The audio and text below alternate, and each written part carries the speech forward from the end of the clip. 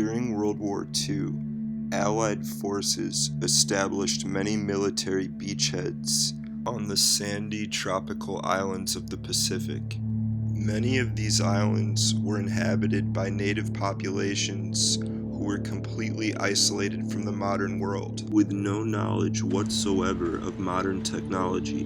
The islanders had been observing, marveling at massive mechanical flying birds that must have been created from the gods. Empowered by seeing Black American soldiers, the natives began venturing ever closer to the GIs, and in an effort to keep the peace, the American GIs began supplying the natives with some of their cargo, MREs, food supplies, and rations.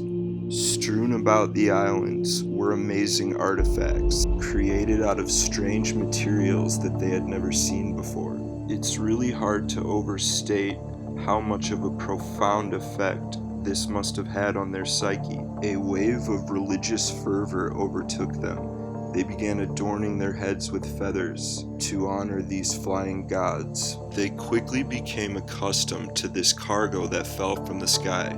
But this blessing was not meant to last. Soon after, the GIs started leaving these Pacific beachheads. The gifts and great blessings from the gods were leaving with them. This could only mean one thing, that somehow they have offended the gods.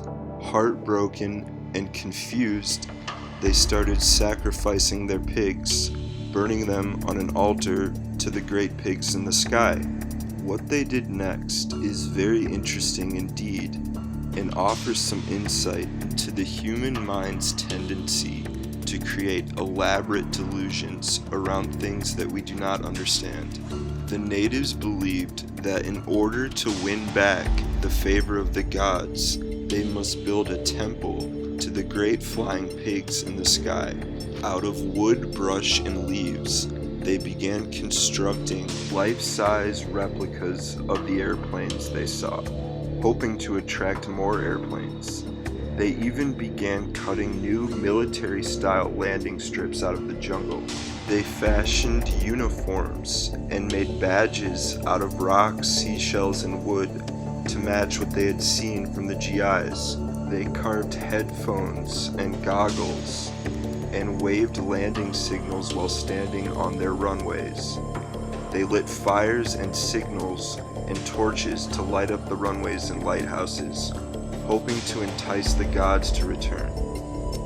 Sadly for the islanders, the mechanical flying machines were not gods, and they were not to return.